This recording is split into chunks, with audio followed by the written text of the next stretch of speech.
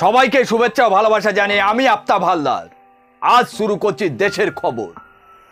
মহারাষ্ট্রে এবছর শেষের দিকে বিধানসভা ভোট, সে কথা মাথায় রেখে আসন রফা নিয়ে আলোচনা প্রক্রিয়া করে দিল বিজেপি বিরোধী জোট। মহারাষ্ট্রে লোকসভা ভোটে বিজেপি জোটকে কার্যত পিছনে ফেলে দিয়ে বিরোধীরা সামনের সারিতে উঠে এসেছে। অর্থাৎ বিরোধীরা লোকসভা ভালো ফল করেছে। মহারাষ্ট্রে 48টা লোকসভা আসনের মধ্যে বিরোধীরা 30টা আসন পেয়েছে আর বিজেপি জোট পেয়েছে 18টি আসন।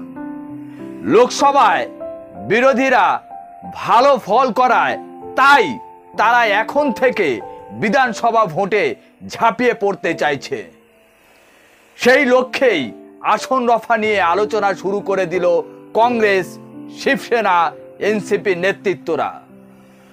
সূত্র মারফত খবর পাচ্ছি বিরোধী জোটের তরফে সবচেয়ে বেশি আসনে প্রতিদ্বন্দ্বিতা করতে চলেছে কংগ্রেস।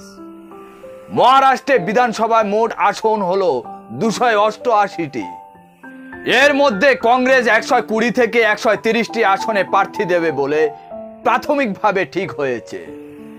শিবসেনার হাতে যেতে পারে 90 থেকে 100টি আসন আর 75 থেকে 80টি আসনে প্রার্থী দিতে পারে এনসিপি শারদ পাওয়ারের দল।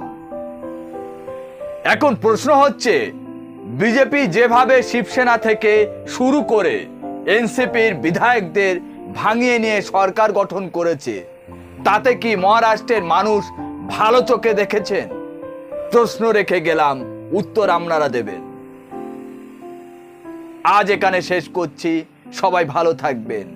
Tata, bye bye.